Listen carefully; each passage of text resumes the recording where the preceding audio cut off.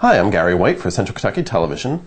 I'm here with Audrey Hunt, who is a nurse practitioner at the Springview Clinic in Springfield, who is associated with Springview Hospital, correct? Yes.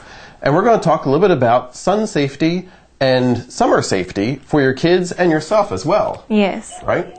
Now, Audrey, you've been here for how long? A year and a half. We opened in December of last year. Okay. And you're open to all various kinds of clients, right? Yes. For the whole family? We are. We do family, we do walk-ins, we accept appointments. We treat ages from 2 all the way through adulthood. Okay. And what are your hours? Our hours are Monday, Tuesday, and Friday is 8 to 4:30. Wednesdays are 8 to 12:30, and Thursdays are 8 to 7. Okay. And where are you located? We are at 137 West Main Street. That is right downtown in Springfield, Kentucky. And to make an appointment, you can call 859-336-0771, and Audrey will help you out, right? Yes.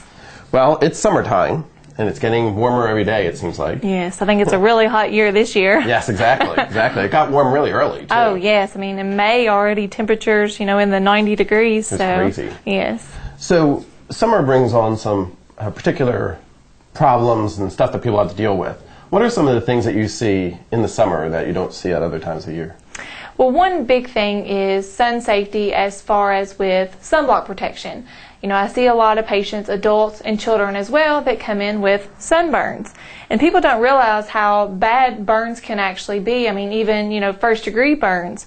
Melanoma, which is the most serious type of skin cancer, actually can occur from, recurrent sun exposure and actually burns, especially burns during early childhood. So it's very important for adults and children both to make sure that they protect themselves with appropriate sunscreen. As far as, choosing sunscreen, you need to choose a sunscreen that is a broad spectrum, meaning that it's going to treat both UVA and UVB radio, ultraviolet light. Also, the American Academy of Pediatrics recommends that you at least choose a sunblock of 15 SPF or higher. Okay. Now that's for adults and children. Adults and children, yes. Okay. Now, does everywhere need to be covered? I mean, some people think, well, I don't need to put it on my face, or I don't need to put it on my hand, or something. Do you have to cover any kind of skin that's exposed? Yes, you do, and actually, even your head. A lot of people don't think about burns to the scalp, and especially if some people have shorter hair. Some people are lacking a little hair. It's still good to expose or keep your head covered. It's recommended at least a hat with a 3-inch brim, and that'll actually help keep the face covered. As well as even if you have one that goes all the way around the hat, it can actually help protect the neck as well. As far as sunblock, apply to all exposed areas: hands, feet. But a lot of people don't think about their feet. Your feet get burned. Arms, everywhere that's going to be exposed. As far as for clothing, a lot of people think even just a white t-shirt is going to protect you against the sun. That's not necessarily the case. If it is a thin shirt and light can get through, then you're at risk of even getting a sunburn. Okay. So it is best, to try to stay covered. Also, the heat or the ultraviolet lights are the most powerful from 10 a.m. to 4 p.m. Okay. So if you can try to limit the exposure to the sun between those times, hopefully you'll limit the amount of sun exposure and the risk for potential burns. And also, we have to take in consideration too heat exposure as well. So not only can you get burnt, but you can also, it really does drain you. So if you're doing lawn work, you might want to wait until those hours too. Is that correct? Exactly. And especially the kids playing sports. You hear of kids and adults both having heat exhaustion, and that does also happen and is a big concern during this time of year. So as far as practices, even the kids playing outside, really try to make sure they take breaks in the shade if you're going to be out in those extreme temperatures. Especially with heat indexes of 100 plus, which we do have here in Kentucky. So just really take your breaks, stay cool, stay hydrated, and, like I said, limit the exposure from 10 to 4. Now, how about when people do get thirsty? What should they be drinking? As far as drinking, especially if you're doing a lot of sweating, you're losing a lot of electrolytes, your sodium, your potassium, magnesium. So it is best to drink drinks that are going to rehydrate you. As far as Gatorade, Powerade, the sports drinks are really good to help keep your electrolytes in balance. Water is also very good. Anything that's carbonated, you know, your teas, your soft drinks, all those types of things actually can make you more dehydrated, as well as alcohol. Okay. You know, any type of, you know, drinking alcohol during the day or anything like that can even make you more prone to dehydration. Okay, great. So there's some great tips to protect you for the sun safety. Yes. But, you know, some people, to get away from the sun, go into the water. And that brings on a whole other possibility of problems, right? Yes. Can you tell us a little about some of that? A lot of people have in-ground pools. You know, that's a big concern, especially for young children. If you do have a pool, you need to make sure that you have appropriate safety, meaning a fence. It is recommended that you have a fence at least 4 foot tall that surrounds your pool, actually all 4 sides of the pool, and then that you have a gate, a locking gate that will help keep children out of. And make sure too, when you're putting the fence up, that you don't have large gaps where children can go in between or even go underneath the fence. Because you know, if children can get out if they're left unattended. You know, accidents can happen. So it's best to keep, you know, that area, you know, as tightly protected as possible. Okay. Now, also, we want to talk about the bugs, because, you know, there's a lot of bugs out there in the summer as well. And if somebody sees a bite, what should they do? Should they come see you, or should they treat it? No, if you see a bite, it's not necessarily something that you have to come in to be seen for.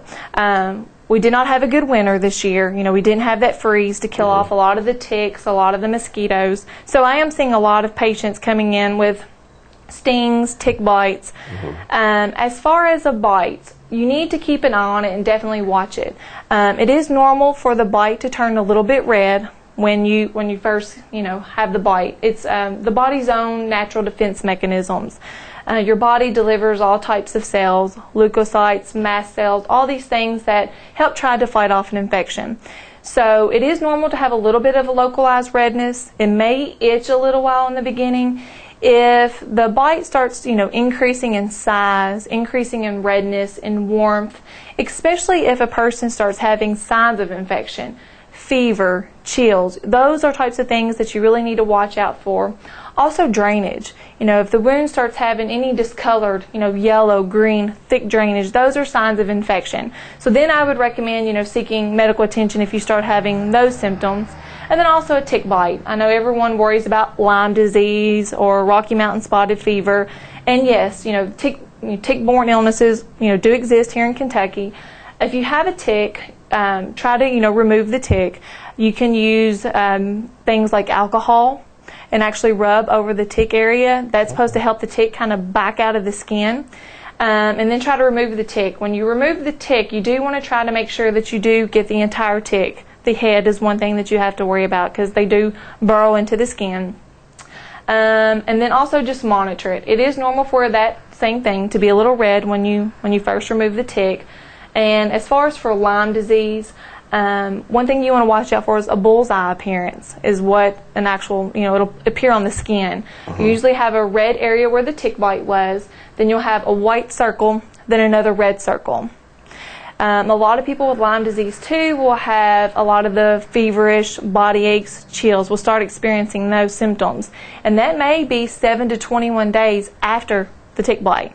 Okay. So if you start developing any of those, you know, if the area starts becoming more suspicious, then definitely, you know, seek medical attention somewhere. Okay, great. Now, how about sprays? Do you recommend the sprays to keep the bugs away as well? I do. If you're going to be outside, especially in a field or in the woods, it is, you know, good to spray yourself down. You do want to, you know, make sure you use the DEET, you know, that type of spray. And they also have all different kinds of things out now, especially for, you know, kids. A lot of people don't want to try to put the chemicals directly on, you know, the body of the children. They now have wristbands that kids can wear that are good for up to like 72 hours. They have little clip-on off, you know, makes clip-on brands now that you can just clip onto children's belt buckles. And, you know, it's supposed to provide protection.